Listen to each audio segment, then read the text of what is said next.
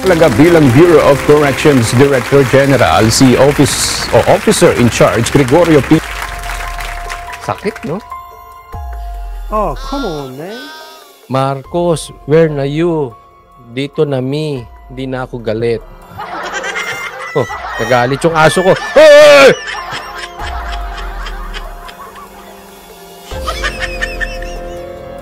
Baka Marcos ata yun, ah.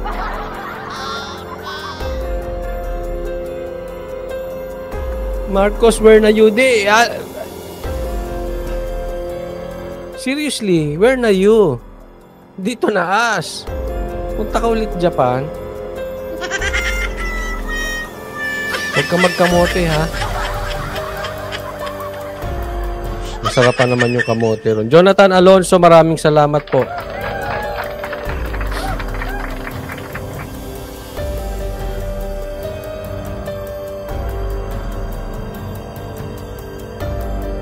Katapang Jr. Ito ang kinumpirma ni Justice Secretary Crispin Remulla sa kanyang talumpati sa Bucor kaninang umaga kasabay ng pagpapalaya sa nasa 200 pang persons deprived of liberty. Ganon?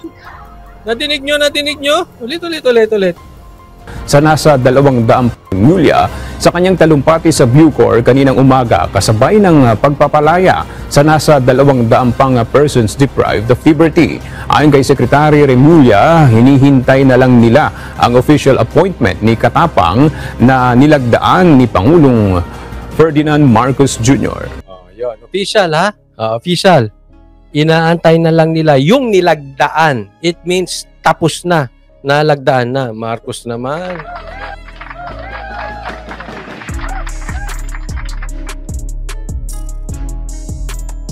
Ano pala akong candy dito? Ay, marami pa pala. Masakit lalamunan ko. Tips means parang magnanakaw. Hindi totoo. Nakita ko lang, oh. Tips. Ano ba ang ibig sabihin ng tips?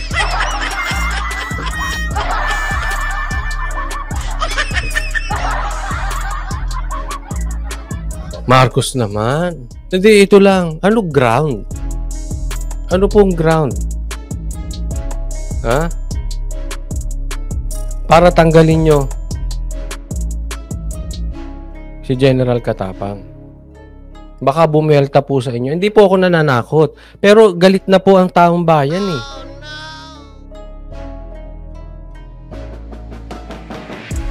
Tingnan mo sinabi ni Emma. Kita mo kami ang napagbintangang dilawan dati. Yung pala kayo. Hanggat nandyan si Marcos, masaya ang dilawan. Paano naging dilawan ito?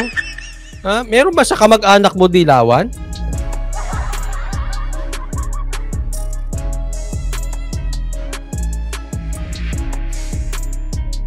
Inuunti-unti po tayo.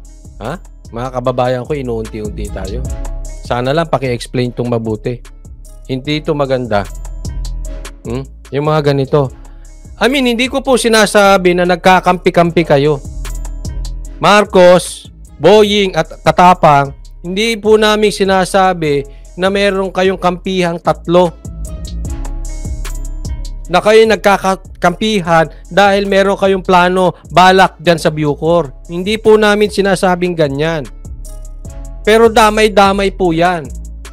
Kasi pag pinayagan mo during your watch, you're involved. It is as if, as good as you are one of them. Hindi pwedeng yung bantay ka lang. Hindi pwede.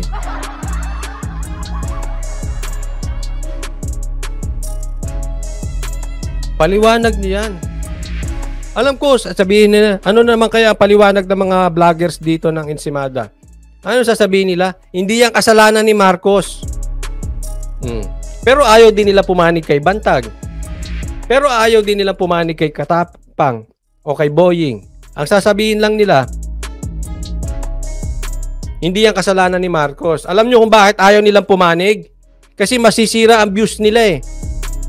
Kaya ayaw nilang pumanig kay Bantag. Kaya ayaw nilang pumanig kay Remulla. Pag pumanig naman sila kay Bantag, bubuelta kay Marcos. Ganyan po yung mga Ensimada na yan.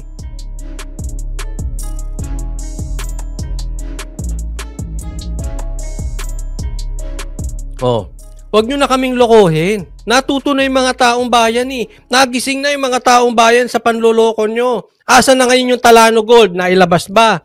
Asa na yung babangon tayo? Nakabangon ba? Asa na yung pagkakaisa natin? Nagkaisa ba? Sige nga, meron ba natupad? Kahit nga yung lunch nyo, hindi natupad eh. Nauwi kayo sa Ensimada, di ba? Meron ba natupad? Ayaw nyo di kami nagkulang nagpaalala. Sabi ko yung estate tax na yan, wala na yan. Pinag-uusapan pa ba? Babalik ang ABS. Antay lang kayo. Lalaya yan si De Lima. Antay lang kayo. Hindi ba sinabi namin yan dati? Itinanggi ninyo. O sige, itanggi nyo pa mga Ensimada. Tingnan natin. Kung hindi mangyayari, tapos ang kayo susuot. Magpapalusot kayo dyan.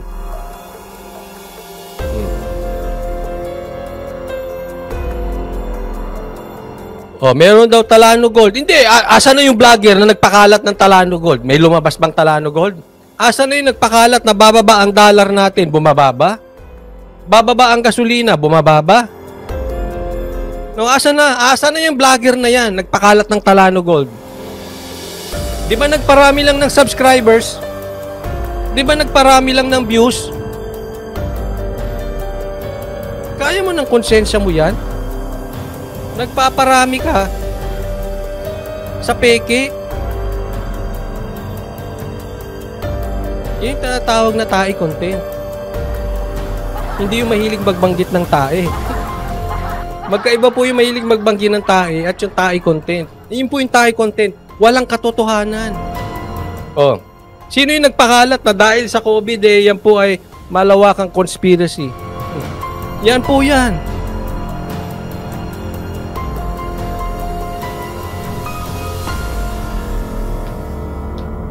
Yung nagpakalat ng Talano Gold, tanong ninyo, siya ba naniniwala na hindi lalaya si De Lima? Tingnan natin. Paano niya palulusutan? Tatahimik lang yan. Ano ang gagawin? Ipagtatanggol si Aimee. Ito.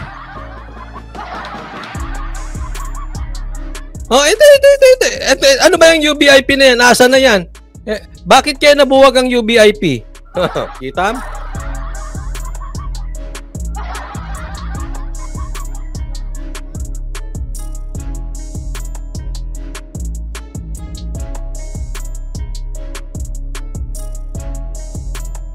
Baguio Now.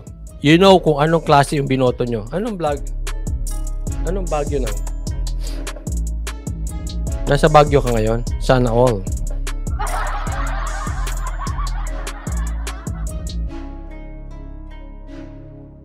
Sabi ni Dylan, Encanto UFO. May siraulo talaga yan, ano? Multo na ang topic ni Talano Gold. Nabuang na talaga. Ito. I agree, Salome. Mababaliwala lang lahat ang buwis buhay na pinaghirapan ni PRRD. Kayo mga Ensimada vloggers, I suggest, i-vlog nyo na lang si Alex Gonzaga. Yun na lang i-vlog ninyo. Sino ba ang mali? Yung naglagay sa pisngi ni Alex Gonzaga? O tama yung ginawa niya? Tapos next nyo i-vlog. Lalangawin o hindi lalangawin o nilangaw ba? O kumita yung concert ni Tony Gonzaga? Yan na lang i-vlog nyo, ha? Hindi nyo na alam nangyayari sa totoong buhay. Kaya please, dyan na kayo sa artista mag-vlog.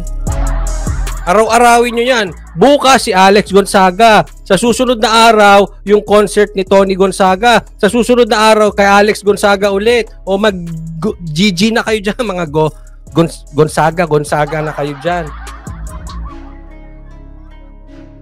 Hindi kasi nakakaasar sila eh. Ako nawawala respeto ko pagka mukhang views lang.